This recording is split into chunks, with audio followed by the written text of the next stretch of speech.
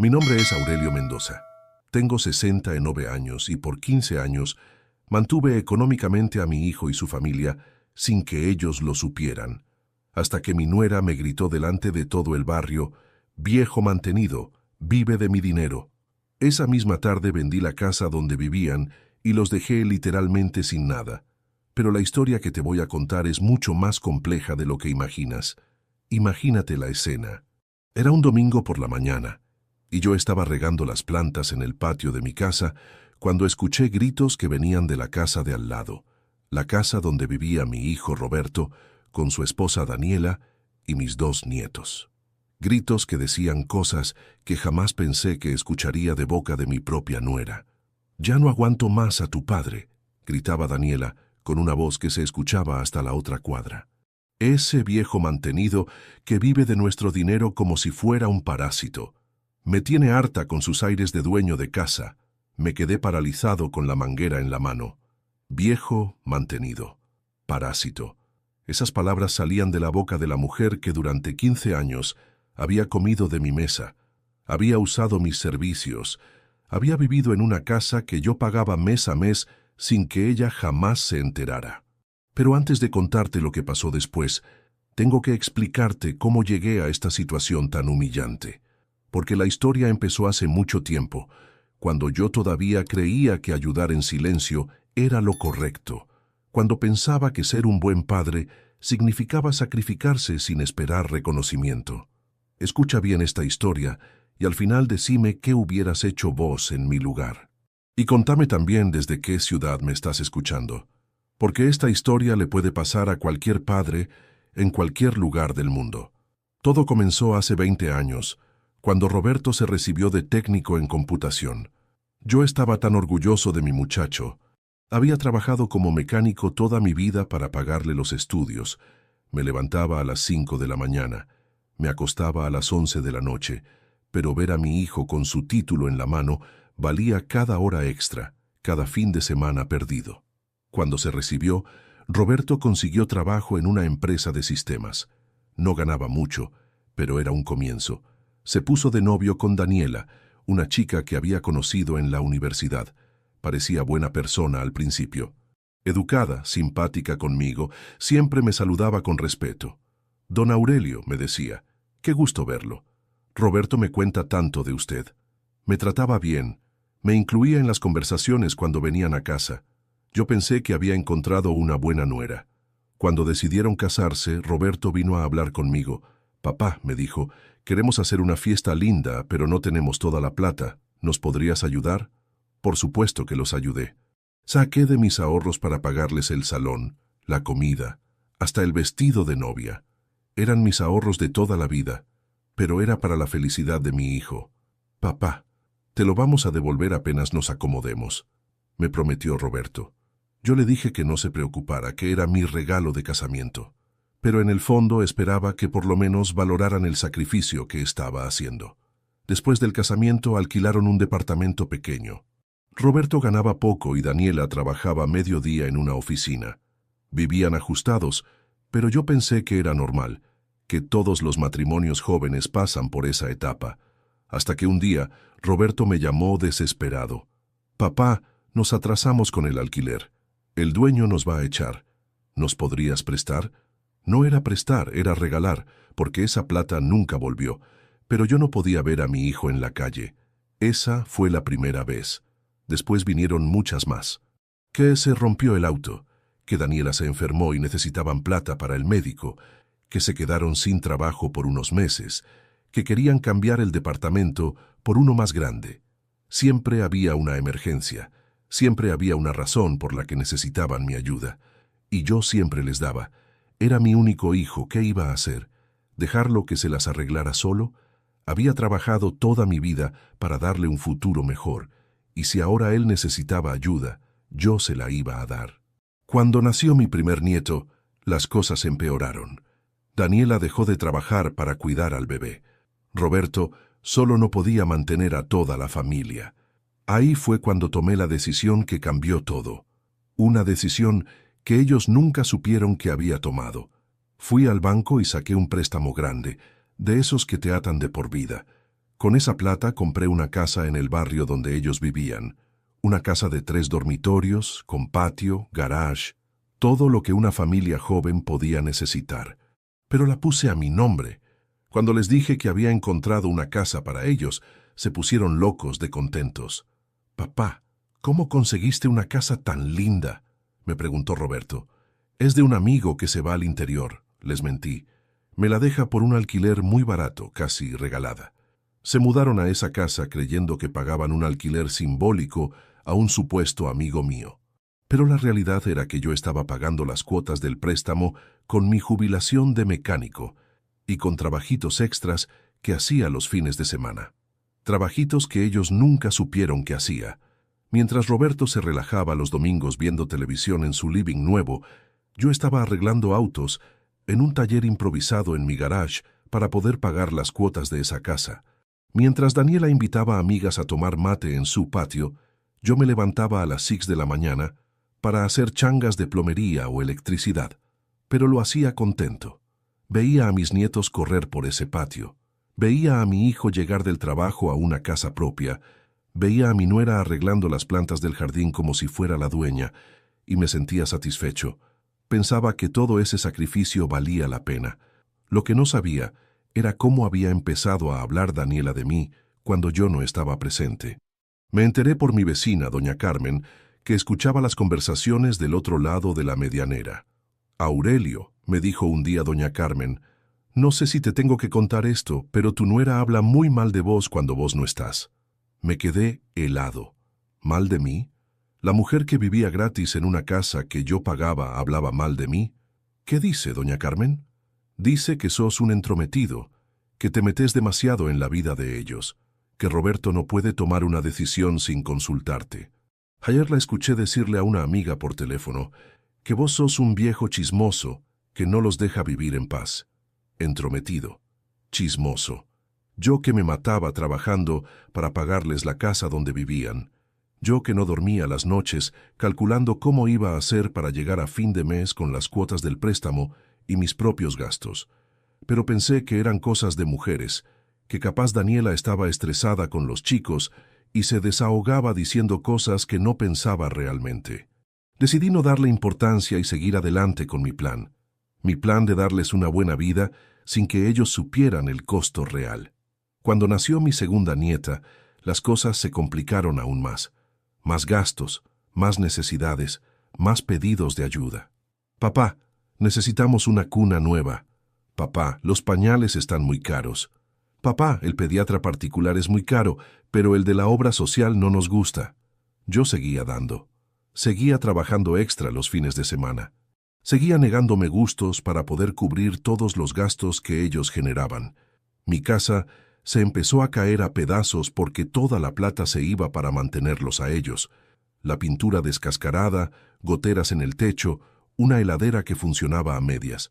«Papá, ¿por qué no arreglas tu casa?», me preguntaba Roberto cuando venía a visitarme. «Se ve muy deteriorada». Y yo le decía que no tenía apuro, que ya iba a tener tiempo más adelante.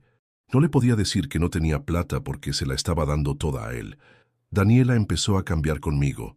Ya no era la nuera educada y simpática de antes. Cuando yo iba a visitarlos, me recibía con cara de pocos amigos. «Ay, don Aurelio, qué sorpresa», me decía. Pero no era una sorpresa agradable.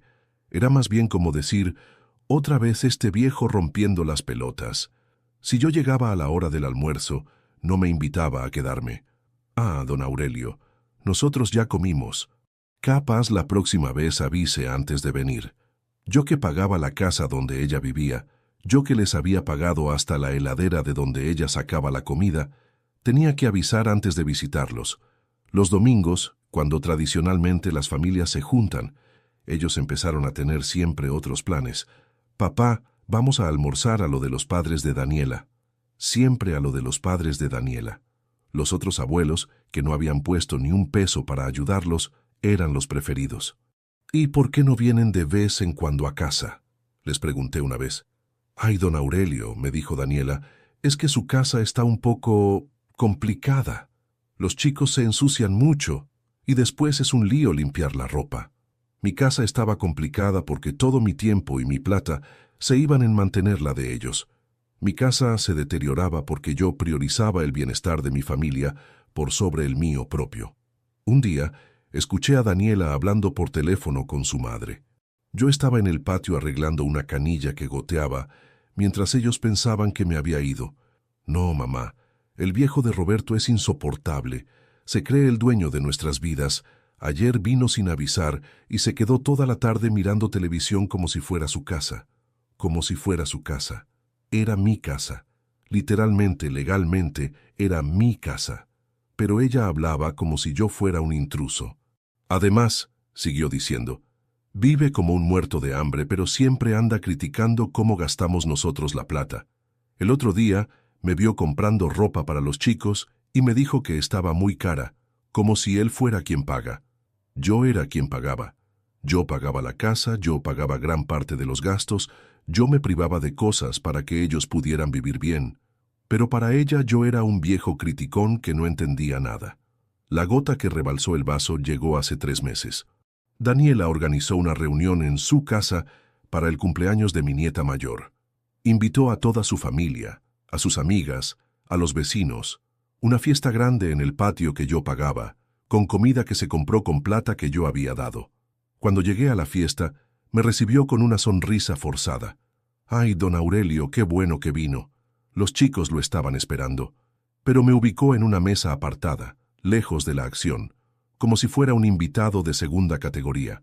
Durante la fiesta, escuché cómo Daniela le contaba a sus amigas sobre su casa, sobre sus planes de remodelación, sobre cómo habían conseguido un alquiler regalado.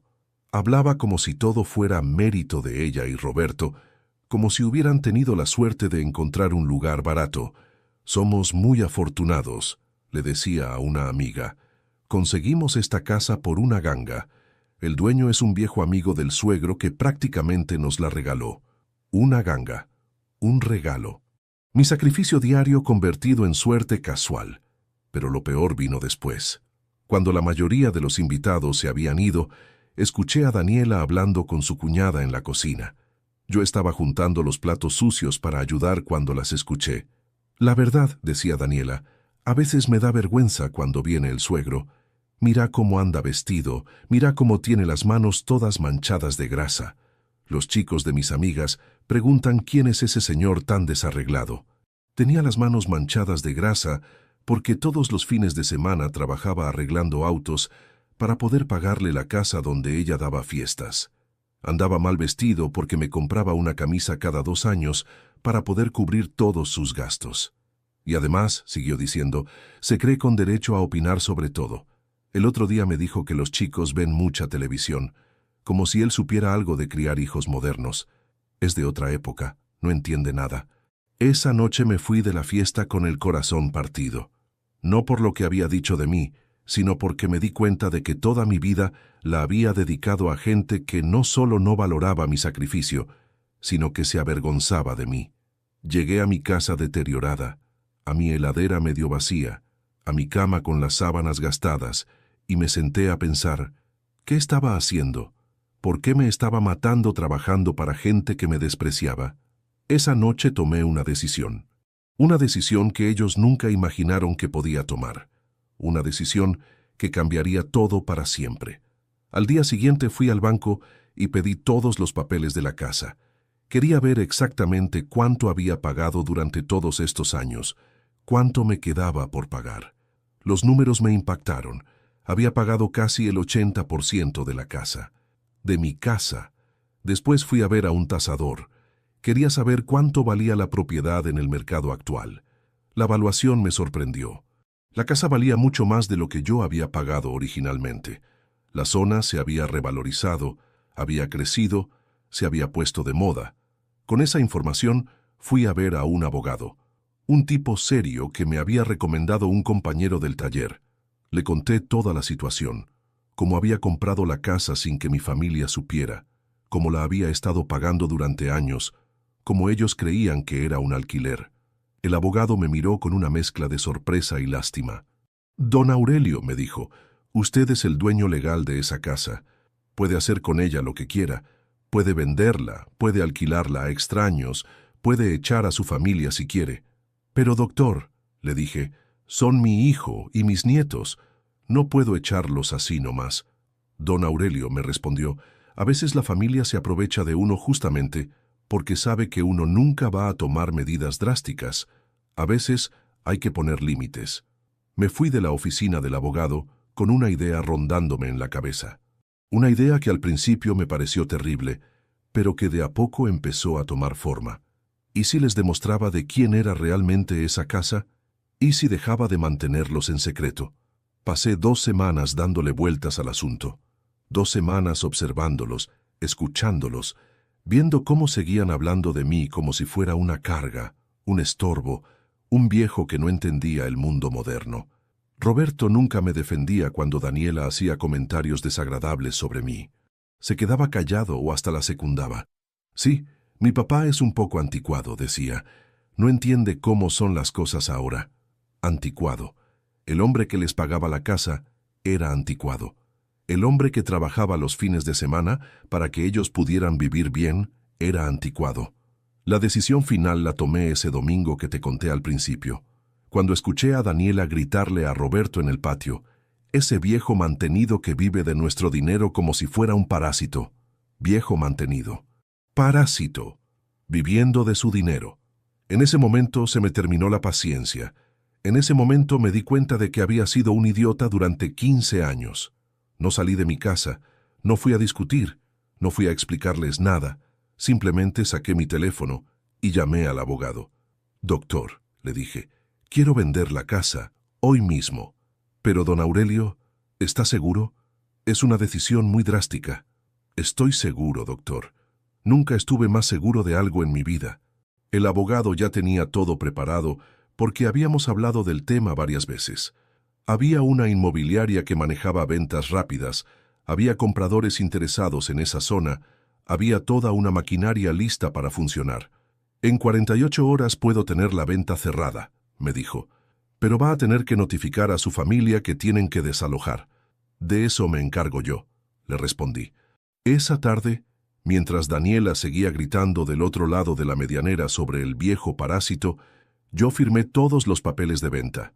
La casa donde ellos vivían, la casa que creían que era de un amigo mío que les cobraba alquiler regalado, se vendía al mejor postor. El lunes por la mañana llegó el escribano a la casa de ellos. Yo lo acompañé. Roberto abrió la puerta con cara de sorpresa. «Papá, ¿qué pasa? ¿Quién es este señor?» «Soy el escribano Martínez», se presentó el hombre. «Vengo a notificar oficialmente que esta propiedad ha sido vendida. Los actuales ocupantes tienen 72 horas para desalojar». Roberto se puso pálido. «Debe haber una confusión. Nosotros alquilamos esta casa. ¿Tenemos contrato?» «No, señor», dijo el escribano. «Esta casa pertenecía al señor Aurelio Mendoza y él la vendió ayer. No existe ningún contrato de alquiler registrado». Daniela apareció desde adentro. «¿De qué hablan? ¿Qué es esto?» El escribano le extendió los papeles. «Señora, usted tiene 72 horas para desalojar esta propiedad. La casa fue vendida legalmente por su dueño». «¿Su dueño?» Daniela me miró como si me viera por primera vez.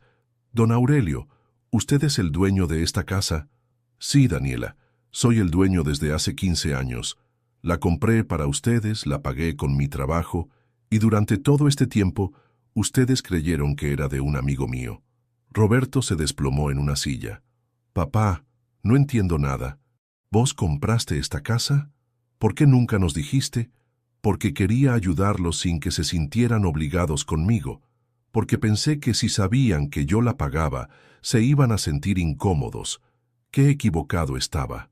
Daniela seguía leyendo los papeles con cara de incredulidad. «Pero, don Aurelio, usted no puede vendernos la casa así. Nosotros vivimos acá. Los chicos van al colegio acá. No podemos irnos de un día para el otro». «Daniela», le dije con una voz que ni yo sabía que tenía, «ayer te escuché gritarle a tu marido que yo era un viejo mantenido que vivía de su dinero, que era un parásito. Así que decidí mostrarles de quién era realmente el dinero». Se quedó muda. Por primera vez en años, Daniela se quedó sin palabras. «Además», seguí diciendo, «la nueva propietaria me pidió específicamente que la casa quedara libre porque se muda el viernes. ¿La nueva propietaria?, preguntó Roberto. Sí. Le vendí la casa a doña Carmen, nuestra vecina. Ella escuchó todo lo que Daniela decía de mí y se ofreció a comprarla por un precio muy bueno. Doña Carmen, que había sido testigo silencioso de todos los maltratos que yo había recibido, había juntado sus ahorros para comprar la casa. Don Aurelio me había dicho: «Usted no se merece que lo traten así. Yo le compro la casa y después vemos qué hacemos». Los días siguientes fueron un caos. Roberto me llamaba cada 5 minutos. «Papá, tenemos que hablar, esto es una locura. No podés hacer esto». Daniela, por primera vez en años, venía a mi casa a buscarme. Ya no era la nuera soberbia de antes. Ahora venía a rogar. «Don Aurelio», me decía con lágrimas en los ojos, «perdóneme por lo que dije. Estaba estresada, no lo pensé. Usted sabe que lo respeto mucho». Respeto. La palabra que había estado esperando escuchar durante años y que llegaba solo cuando ya era demasiado tarde. «Daniela», le respondí, «durante 15 años trabajé como un esclavo para que ustedes pudieran vivir bien. Durante 15 años me privé de cosas para que a ustedes no les faltara nada. Y durante 15 años ustedes me trataron como si fuera una carga. Pero, don Aurelio, nosotros no sabíamos». Claro que no sabían, porque nunca se preocuparon por saber, nunca se preguntaron cómo hacía yo para vivir con tan poca plata. Nunca se preguntaron por qué mi casa se caía a pedazos, mientras la de ustedes estaba impecable. Roberto trató de mediar. «Papá, entiendo que estés enojado, pero los chicos no tienen culpa. Son tus nietos, no podés dejarlos en la calle». «No los estoy dejando en la calle, Roberto. Les estoy dando una lección. Una lección que tendrían que haber aprendido hace mucho tiempo». El miércoles, mientras ellos empacaban sus cosas desesperadamente buscando dónde mudarse, yo me senté a hacer cuentas. Cuentas de todo lo que había gastado en ellos durante 15 años. No solo la casa, sino todos los préstamos que nunca me habían devuelto, todos los regalos, todos los gastos extras. La suma me sorprendió hasta a mí. Había gastado en ellos el equivalente a 2 casas. 2 casas que podría haber tenido para mí, 2 casas que podrían haber sido mi seguridad económica para la vejez. Pero no me arrepentía de haberlo hecho. Me arrepentía de haberlo hecho en secreto, de haber permitido que me despreciaran mientras yo los mantenía. El jueves por la noche, Roberto vino solo a verme. Venía derrotado, sin la soberbia de siempre. «Papá», me dijo, «encontramos un departamento para alquilar, pero necesitamos la plata para la garantía. ¿Nos podés ayudar una última vez?». Lo miré en silencio durante un largo rato. Mi hijo, mi único hijo, el hombre por el que había sacrificado toda mi vida, me venía a pedir plata otra vez. Después de todo lo que había pasado, después de descubrir la verdad, su primera reacción era pedirme más ayuda. «Roberto», le dije, «durante 15 años te ayudé sin que lo supieras. Te di una casa, te pagué los gastos, trabajé extra los fines de semana para que vos pudieras vivir tranquilo. ¿Y sabés lo que obtuve a cambio? Papá, obtuve desprecio, obtuve burlas, obtuve una nuera que me llamaba parásito mientras vivía de mi trabajo, y obtuve un hijo que nunca me defendió». Se quedó callado. Por primera vez en su vida, Roberto no tenía respuesta. «La plata para la garantía te la vas a conseguir vos, trabajando, como hace la gente normal, como tendría que haber hecho vos desde el principio. Pero papá, yo trabajo. Trabajás para vivir, Roberto. Ahora vas a tener que trabajar para vivir de verdad, sin la ayuda de papá, pagándote la casa». El viernes se fueron. Los vi desde mi ventana cargando sus cosas en un camión de mudanza que tuvieron que pagar ellos. Daniela lloraba. Mis nietos preguntaban por qué tenían que irse. Roberto cargaba las cajas con cara de funeral. Doña Carmen me invitó a tomar mate en el patio de la casa que ahora era suya. «Aurelio», me dijo, «¿no te da pena verlos así?». «Carmen», le respondí, «me da pena haber tardado tanto en tomar esta decisión. Con la plata de la venta de la casa, pude hacer algo que no hacía desde hacía décadas, pensar en mí. Arreglé mi casa de arriba a abajo, cambié todos los electrodomésticos, me compré ropa nueva, me regalé gustos que no me había dado en años. También hice algo más importante, hice una inversión que me asegura ingresos para el resto de mi vida. Ya no tengo que trabajar los fines de semana. Ya no tengo que calcular cada peso. Ya no tengo que vivir como un pobre para mantener a otros. Pero sobre todo recuperé mi dignidad. Esa dignidad que había perdido de a poco, sin darme cuenta, mientras permitía que me trataran como un estorbo. 3 meses después de la mudanza, Roberto me llamó. Papá, me dijo, ya nos acomodamos en el departamento nuevo. ¿Querés venir a conocerlo? Fui, más por curiosidad que por otra cosa. El departamento era pequeño, oscuro, con poco espacio para los chicos. Roberto había enflaquecido, se lo veía estresado. Daniela evitaba mirarme a los ojos y me saludaba con una cordialidad forzada. ¿Cómo andan económicamente?, les pregunté. Ajustados, me respondió Roberto. El alquiler es caro, pero nos las estamos arreglando. Daniela volvió a trabajar mediodía. Daniela trabajando otra vez. La mujer que se había acostumbrado a vivir como una reina sin trabajar, ahora tenía que madrugar todos los días. Los chicos extrañan la casa vieja, me dijo Roberto. Preguntan cuándo vamos a volver. No van a volver, le dije. Esa etapa se terminó. Durante esa visita, noté algo que me llamó la atención. Roberto y Daniela se hablaban diferente. Ya no era el matrimonio relajado de antes. Había tensión, había reproches silenciosos, había resentimiento. ¿Cómo anda la pareja?, le pregunté a Roberto cuando Daniela se fue a la cocina. Complicada, me confesó. Ella me culpa por haber perdido la casa. Dice que si yo hubiera tenido mejor relación con vos, vos no habrías tomado esa decisión. Interesante. Ahora la culpa era de Roberto por no haber mantenido buena relación conmigo. No era culpa de ella por tratarme mal durante años. Era culpa de él por no haberme manejado mejor. ¿Y vos qué pensás?, le pregunté. Roberto suspiró. Pienso que fuimos unos ingratos. Pienso que vos nos diste todo, y nosotros no supimos valorarlo. Pienso que merecíamos lo que nos pasó. Era la primera vez que Roberto admitía que habían estado mal. La primera vez que reconocía mi sacrificio. Pero había llegado tarde, cuando ya no importaba. 6 meses después, Roberto y Daniela se separaron. Él me lo contó por teléfono con una voz cansada. Se terminó, papá. Daniela se va a vivir con los padres y se lleva a los chicos. ¿Y vos qué vas a hacer? No sé.